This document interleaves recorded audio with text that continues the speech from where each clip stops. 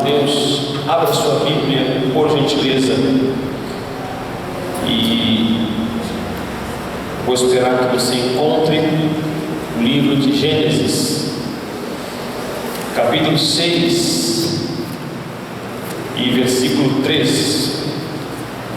Assim que você encontrar, fique em pé, todos em reverência à palavra de Deus. Gênesis 6, 3. Aleluia, aleluia. Glória a Deus.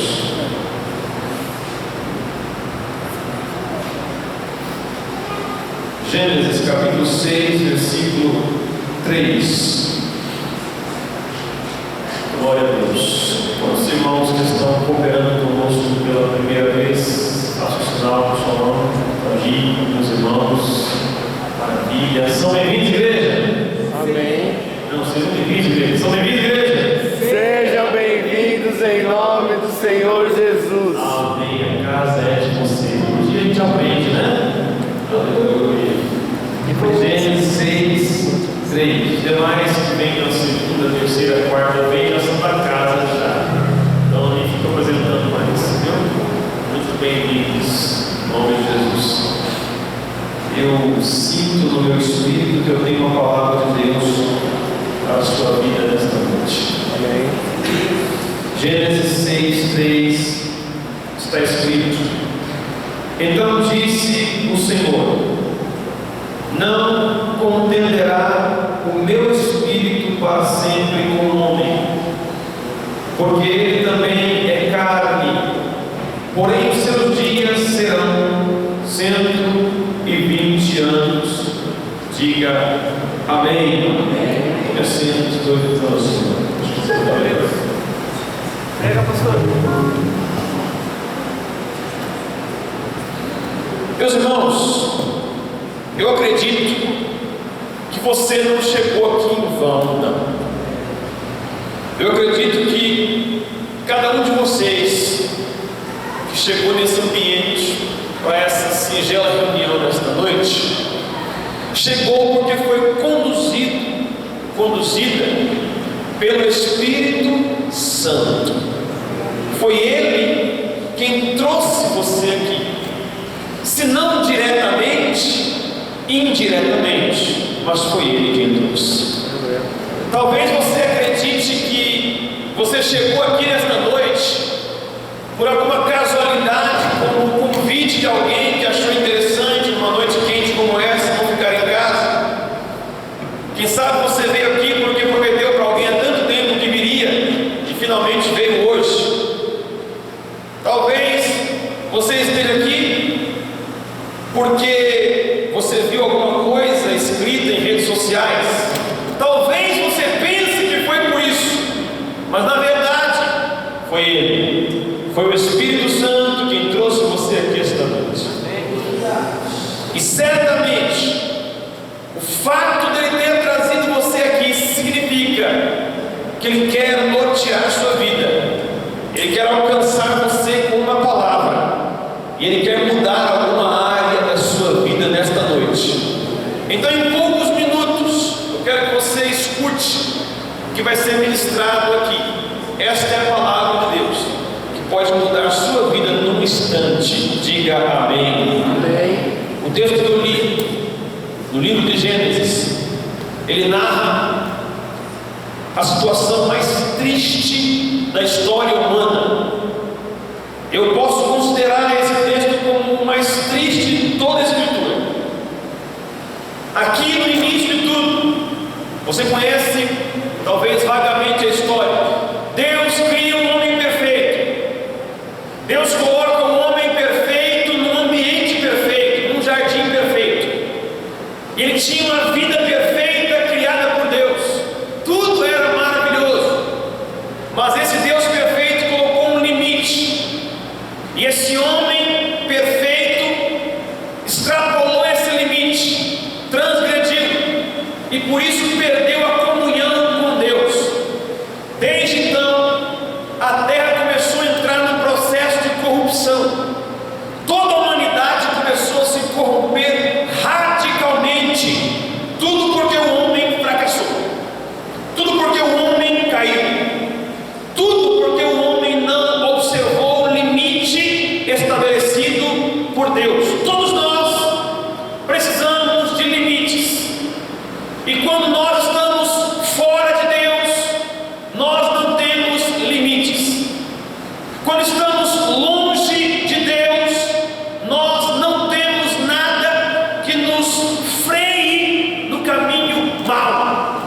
Então, esse limite que foi transposto pelo primeiro casal, Adão e Eva, fez com que a humanidade entrasse num período de deterioração, destruição, derrota, morte, enfermidade, maldição e tudo o que é ruim.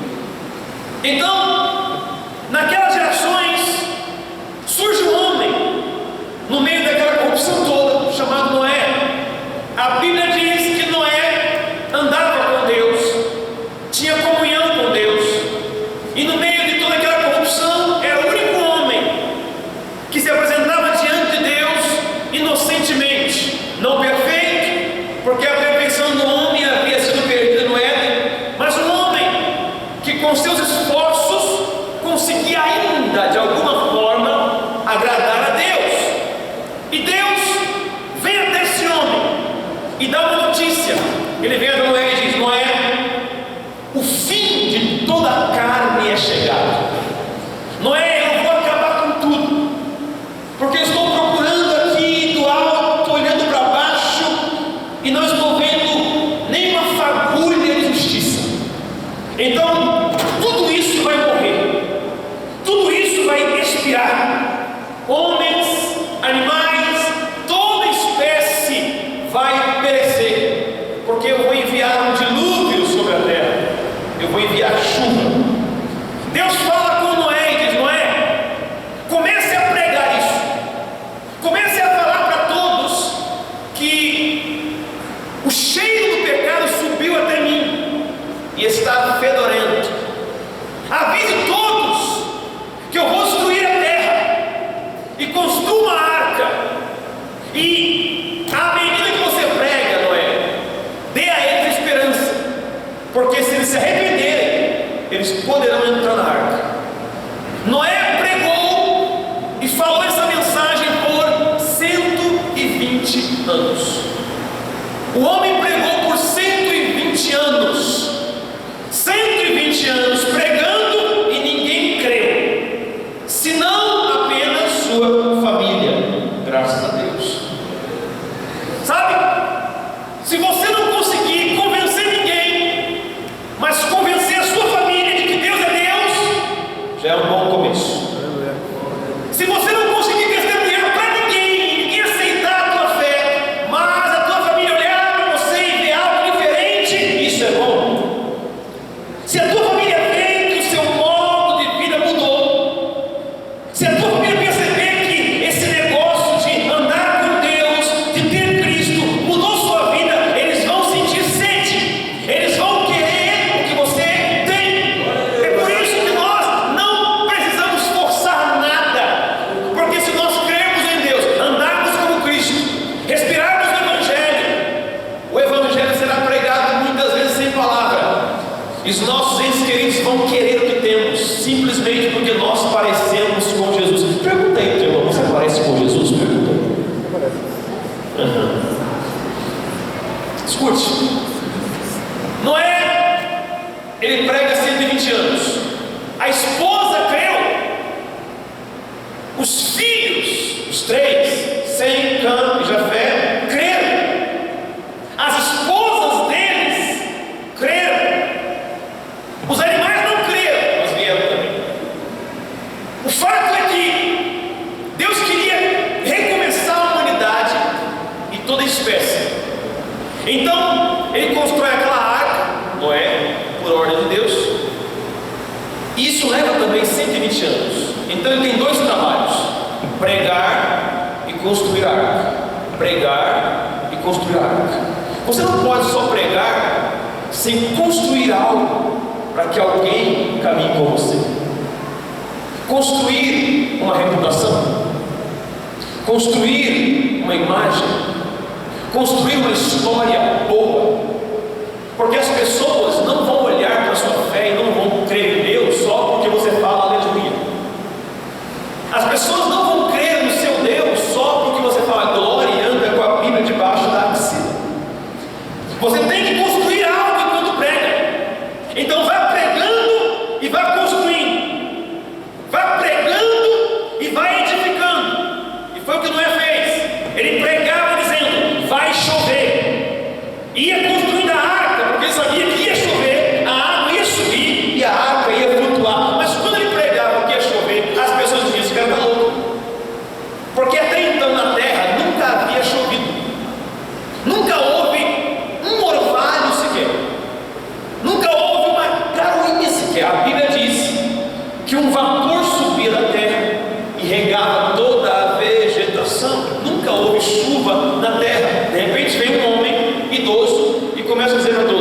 Vai chover, gente.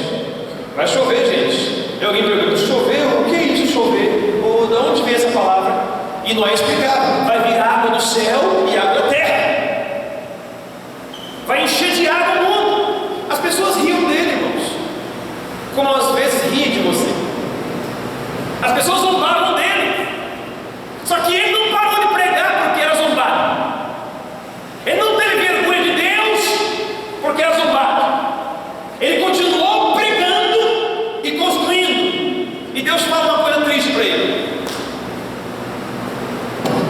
o meu espírito não estará para sempre com o homem, porque esse homem se corrompeu. Por que eu falei para você que eu considero esse como o texto mais triste da Escritura? Porque é aqui que Deus comunica: estou tirando o Espírito da terra, estou tirando o Espírito Santo de entre os homens. E essa foi a maior catástrofe da humanidade, e atingiu nações, atingiu famílias e atingiu pessoas. Isso alcançou de alguma forma nossas casas no passado. Isso fez com que aquela pessoa que você conhece estivesse tão destruída. Isso fez com que alguém da sua família estivesse tão caído, desmoralizado, tão afastado e longe de Deus. Por quê? Porque um dia o Espírito de Deus foi tirado da terra. Mas Deus é mau? Não. O Espírito dele não pode coabitar com o pecado. Ele não pode coabitar com a corrupção. Ele não pode morar junto com a degradação moral. Então ele se retira. O tempo passa e o Espírito Santo de vez em quando vinha visitar a terra. O dilúvio veio, acabou com tudo. Noé desce da arca com os seus 3 filhos, sua esposa, 3 noras. Os 3 filhos de Noé, sem canja-fé, se espalham e dão origem aos continentes, aos povos que há hoje, e a terra é repovoada. Mas o homem continua caído. O que Adão fez, irmãos, teve consequências quase eternas. O que Adão e Eva fizeram se perpetuou na espécie. As pessoas estavam corrompidas e debaixo da maldição do pecado. E pecado, entenda, a sua mente pensa em pecado apenas com maus hábitos. Pecado não é só fazer alguma coisa errada. Pecado é uma maldição, é uma praga que se instaurou na humanidade, no cosmos, no homem, e é a causa da destruição que há no mundo hoje, a maldição chamada pecado. E por causa do pecado, o Espírito Santo não podia mais habitar na terra. Então ele vinha esporadicamente.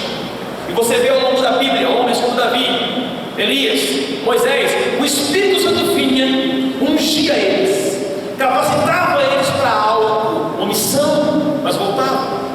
O Espírito Santo não morava em ninguém. O Espírito Santo não habitava em ninguém. Ele só fazia visitas rápidas para capacitar alguém para um trabalho e voltava, porque ele não podia estar ali. Ele não podia ficar em homens que estavam debaixo da contaminação do pecado. Ele não podia morar em homens que foram desfeitos por dentro, destruídos por dentro por causa do pecado. Então, há uma promessa na Bíblia. Já já eu começo a pregar. Há uma promessa na Bíblia, em Joel 2:28. O profeta se levanta e diz: e há de ser, diz Deus, que nos últimos dias derramarei do meu Espírito sobre toda a carne, e os vossos filhos e filhas profetizarão, os vossos jovens sonharão sonhos, e os vossos velhos terão visões. Joel estava dizendo: o meu Espírito vai se derramar outra vez sobre a terra, e não será mais uma coisa esporádica, não será mais uma visita, porque a visita vem e vai, mas Deus está dizendo agora: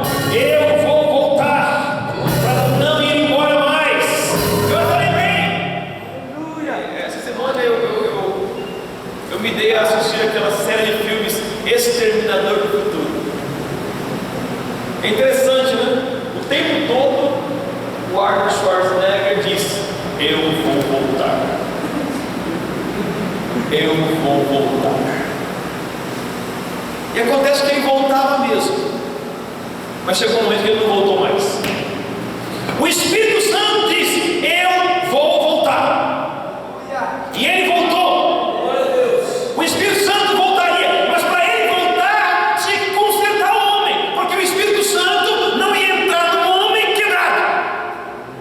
O Espírito Santo não poderia habitar no homem destruído.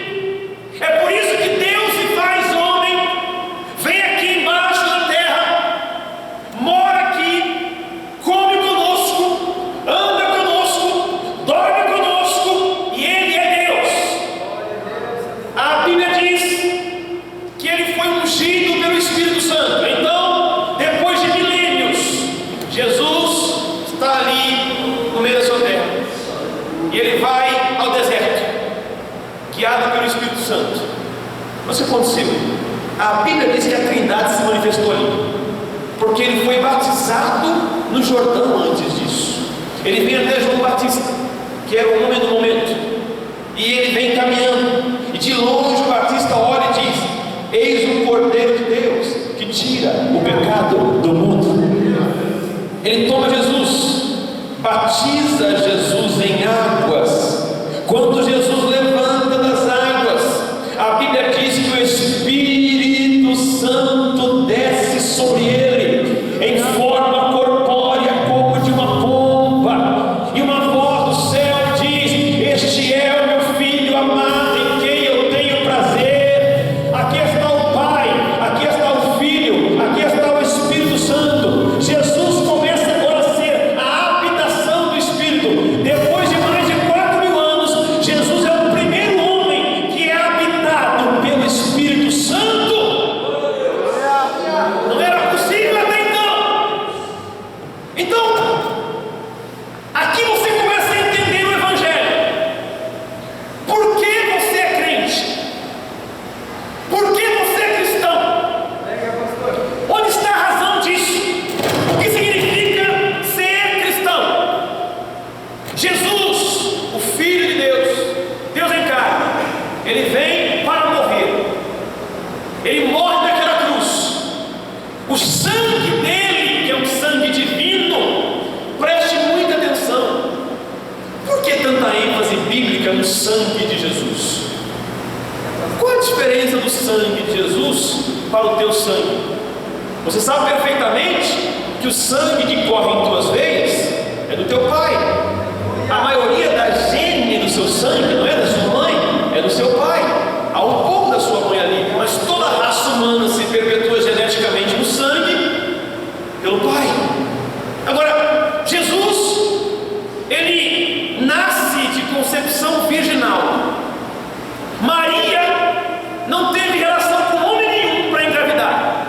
A Bíblia diz que o Espírito Santo veio sobre ela e tomou-a, e envolveu-a, e encheu-a totalmente. Então, de repente, ela se viu grávida por obra e graça do Espírito de Deus. Então, Jesus nasce.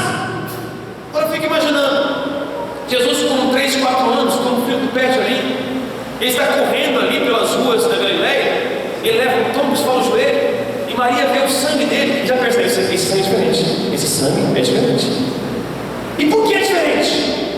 Porque se o sangue se origina do Pai, e Jesus não teve pai humano, então que sangue era esse?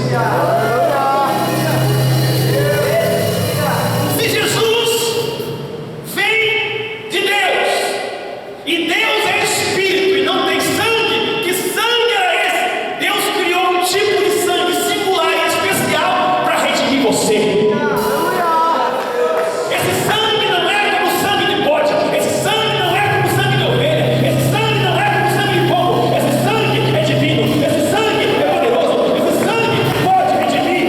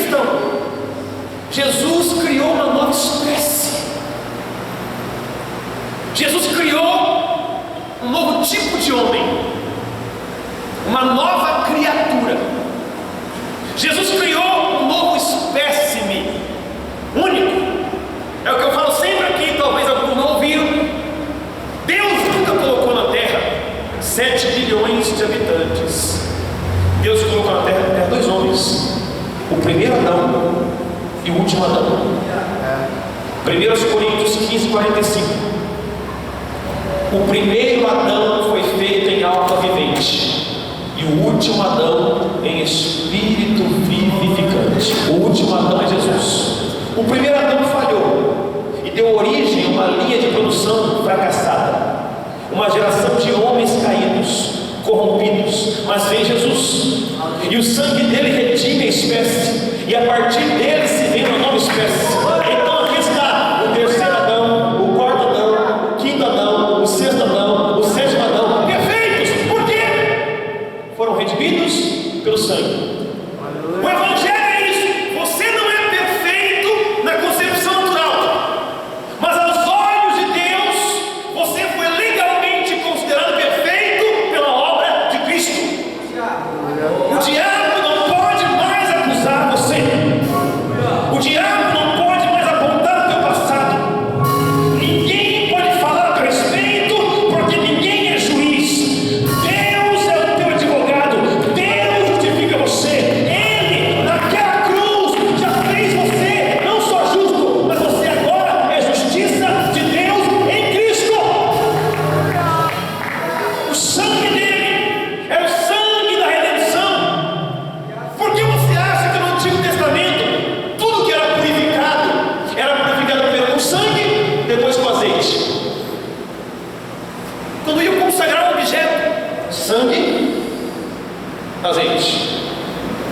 Primeiro sangue, depois azeite. Por quê? O sangue é o elemento da redenção.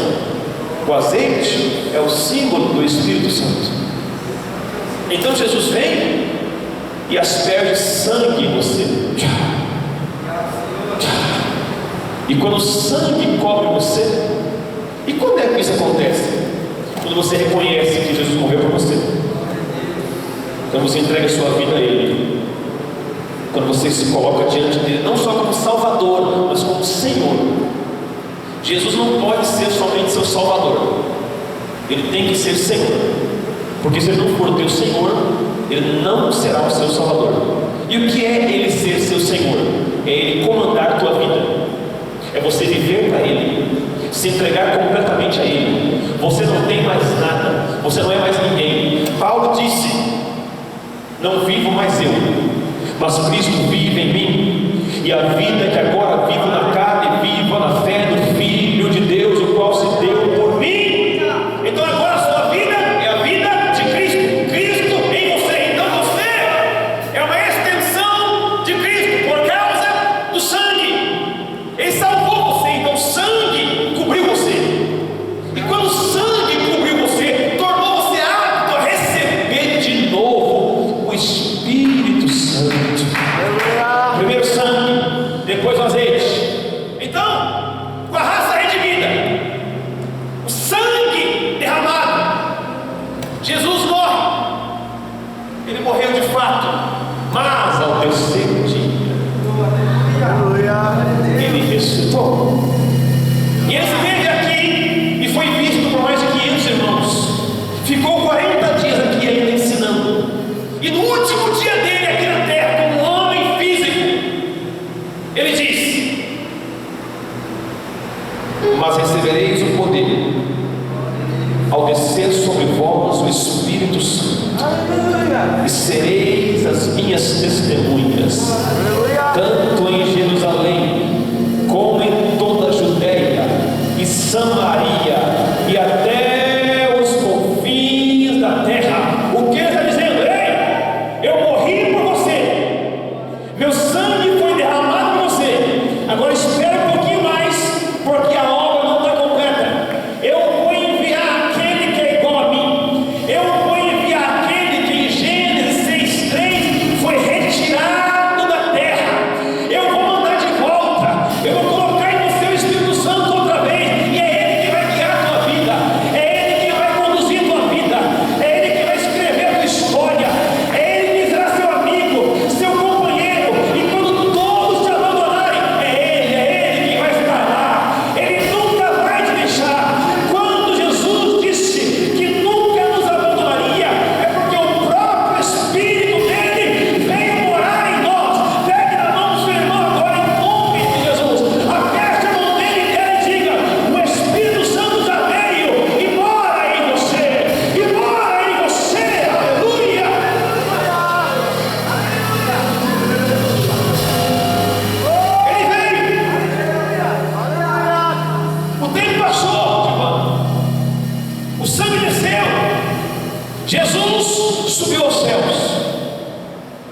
disse em Lucas 24:49: esperem em Jerusalém, até que do alto vocês sejam revestidos de poder.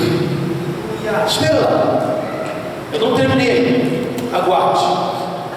Então os discípulos se reúnem, eles vão para um cenáculo, uma casinha mobiliada, e se reúnem em 120 irmãos, e começam a orar pela promessa, começam a clamar e pedir: Senhor, eu quero isso, manda o Espírito Santo, nós precisamos, nós anelamos, não podemos continuar sem o Espírito Santo. Escute, Jesus foi embora para o céu, eles ficaram 40 dias, estavam com medo, porque os judeus procuravam eles matar, estavam acuados, mas depois de 40 dias, estavam orando, buscando, clamando, e a Bíblia diz, em Atos capítulo 2, do versículo 1 até o versículo 4: e cumprindo-se o dia de Pentecostes, estavam todos reunidos no mesmo lugar, quando de repente veio do céu um som como de um vento veemente e impetuoso,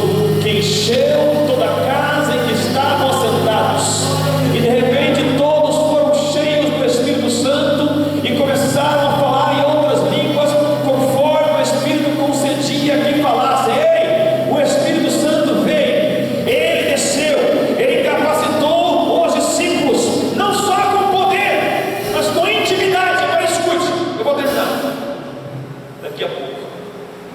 Por que o Espírito Santo está em você? Por que ele mora em você? Só para te dar poder? Não. Quando Jesus disse em Atos 1:8: recebereis o poder ao descer sobre vós o Espírito Santo, e sereis minhas testemunhas. Diga testemunha. O que é testemunha? Ah, pastor, testemunha é alguém que fala. Não, não é só isso. A palavra testemunha do grego marturios é mártir, é o promotor ou gerador de evidência, é alguém que cria uma evidência real. Ou seja, uma testemunha de Cristo é alguém que prova que Jesus está vivo, é alguém que evidencia com a sua vida que Jesus vive. É mais ou menos assim: o ateu olha para você e diz: o teu Cristo morreu. E você diz: ele ressuscitou. Não ressuscitou nada, continua morto, raptaram o corpo dele, ele morreu. Ele está vivo, eu posso provar. E aí de repente, numa situação corriqueira, imagina a situação: o diabo, ele toca, ele aflige um ente querido, quem sabe a esposa desse ateu, que o diabo vem para isso: matar, roubar, destruir. E aí, você que é uma testemunha, olha para esse ateu e diz: ei, me leva até a tua casa. Para quê? A sua esposa não está bem? Não, não está bem, está morrendo, foi diagnosticada com câncer. Me deixa até lá, orar por ela. O ateu vai baixar a cabeça, porque ele tentou de tudo.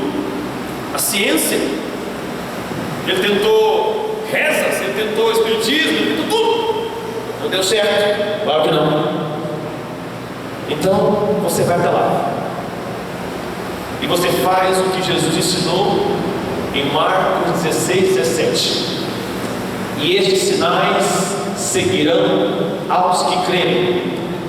Em meu nome expulsarão demônios, falarão novas línguas, pegarão serpentes, se beberem alguma coisa mortífera não lhes fará dano algum, e imporão as mãos sobre os enfermos e eles ficarão curados. E você vai até lá e você repreende aquele câncer, o amaldiçoa, e ele morre, e aquele ateu convicto terá que glorificar o nome do Senhor. Por quê? Porque você é testemunha e gerou uma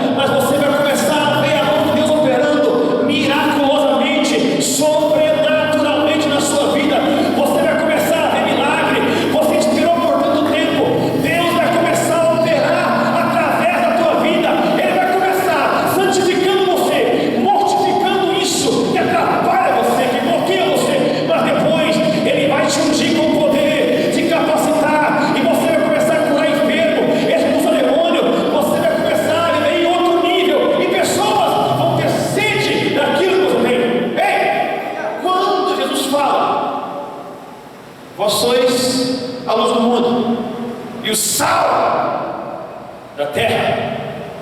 O sal causa sede. Se você não está com sede suficiente, mas nesse calor tem que se hidratar, coloque sal na língua. Você terá muita sede. O sal faz isso. As pessoas vão desejar o teu Deus por causa da sua vida, por causa daquilo que Ele vai começar a fazer através de você, em você e por você. Fique em pé. O Evangelho é poder, irmãos. Esta é uma palavra de ensino, de instrução. Viva acima da média. Viva um nível acima.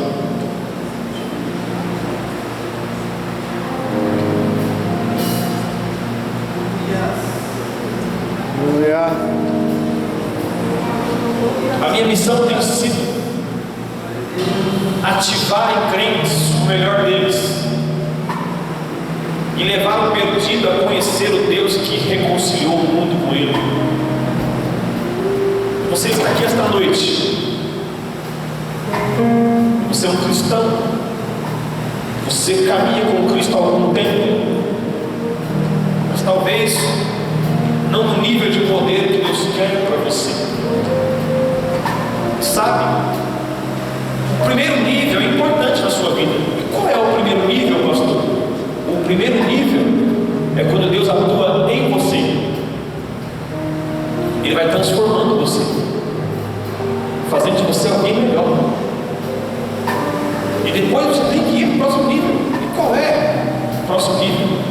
É quando Deus atua por você. É quando Ele faz coisas em seu benefício, te ajuda, faz milagres. Você não pode ficar só nisso, porque é egoísmo. Ao próximo nível, qual é, pastor? É quando Deus atua através de você, em você, por você, através de você. É quando Deus agora olha para as suas mãos e diz: eu vou usar essas mãos. É quando Deus olha para a sua boca e diz: eu já purifiquei essa boca, eu vou usá-la. Deus quer atuar através de você agora. Mas pastor, eu estou indo no nível em que Deus está operando em mim. Eu tenho uma notícia: esse nível nunca vai terminar de fato. Você tem que avançar ao próximo enquanto esse está em andamento. Porque enquanto você avança para o nível em que Deus opera por você, Ele continuará operando em você. Isso nunca vai terminar. A Bíblia chama isso de regeneração. É um ato e um processo. Mas chega um momento em que você está sendo tão beneficiado por Deus, tão abençoado, porque há ciclos na vida realmente. E quando Deus decide que é o tempo de desatar as bênçãos na sua vida, se segura, quem nem benção. Quando é tempo de adversidade, aguenta, porque ela tem o tempo certo e não vai terminar antes do tempo. Segura aí. Mas chega um tempo em que Deus está fazendo tanto por você que você tem que olhar para o céu e parar e dizer: Deus, agora eu quero fazer algo em prol do próximo. Eu quero que o Senhor me use. Eu quero que o Senhor me faça um instrumento nas suas mãos. Eu quero sair do nível do Senhor fazendo em mim, por mim. Eu quero que o Senhor faça através de mim. Sabe? Acontece uma coisa: quando você demora de buscar o próximo nível, você trava no anterior. Quando você demora de falar: Deus, eis-me aqui, envia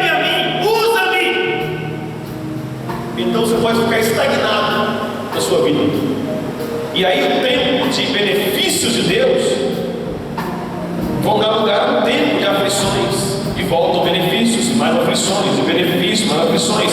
Pessoas morrem assim. O que é isso? Mediocridade. Deus não quer que você só seja beneficiado por Deus. Ele quer usar você. Ele quer usar a tua vida. Você veio aqui essa noite para ser treinado, habilitado. Jesus não é uma alternativa, é o ultimato. Jesus não disse que Ele é um caminho. Ele disse: eu sou o caminho, eu sou a verdade, eu sou a vida, e ninguém vem ao Pai senão por mim. 1 Timóteo 2,5 diz que há um só Deus. Diga: um só Deus. Diga: um só Deus. Há um só Deus e um só mediador entre Deus e os homens, Jesus Cristo, homem. Não é Pedro, não é Maria, não é João, não é Allan Kardec, é Jesus. Só Ele, mais ninguém. Ele é único. Pedro diz em Atos 4,12: e em nenhum outro há salvação, porque também debaixo do céu nenhum nome há dado entre os homens pelo qual importa que sejamos salvos. Salvação só nele. Mas salvação não é só ir para o céu.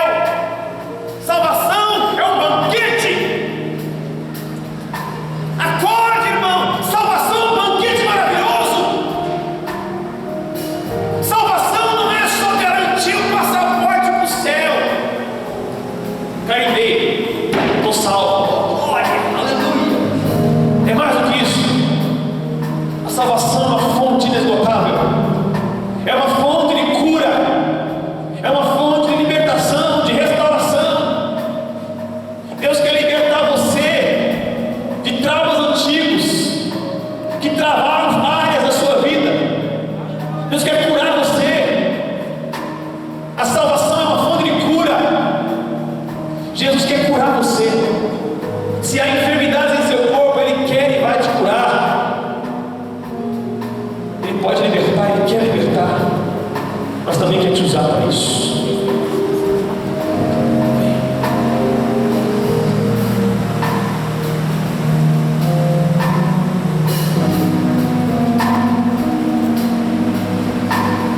Irmãos, o pastor está falando de cura e uma querida irmã que está aqui, a irmã Virgínia, ela pediu para não ser chamada aqui na frente, que ela tem muita vergonha e nós vamos respeitar isso. Mas ela falou que alguns dias atrás, em uma terça-feira, ela esteve aqui e ela veio até a frente para você orar por ela, porque ela está bursite que fala? Bursite. E um problema muito sério na coluna. Ela sentia muitas dores e você orou por ela. E ela não sentiu mais os sintomas e ela decidiu ir no hospital fazer os exames para comprovar. Por aí ela trouxe aqui ela trouxe a ultrassonografia da articulação, que é da bursite, e ela trouxe também a ressonância magnética da coluna cervical.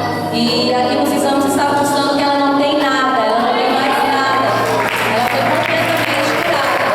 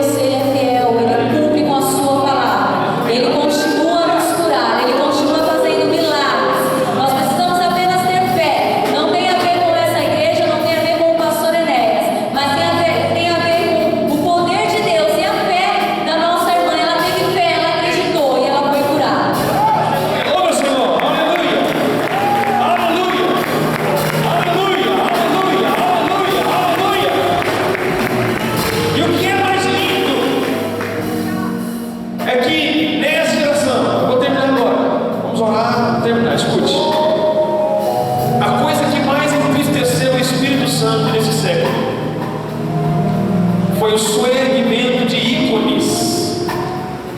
ícones pentecostais, religiosos, homens que foram dotados de dons, mas que não ensinaram às pessoas que os mesmos dons podem operar no mesmo nível através delas. Então esses ícones formaram grandes impérios denominacionais que estão sendo colocados acima do reino de Deus. E qual é a mensagem do reino? A mensagem do reino é que Jesus levou na cruz o pecado, a enfermidade, a bursite, o câncer, a depressão. Ele levou. E quando anunciamos isso, Deus confirma o que nós falamos. Então é tão lindo quando Deus começar a te usar e você se dispor no trabalho, na escola, no meio da família. Deus quer fazer milagre através de você. Eu quero orar por todos vocês. Faça uma fila aqui para imposição de mãos, por favor. Aleluia, aleluia, aleluia, aleluia. A Bíblia diz em Atos capítulo 8 que Filipe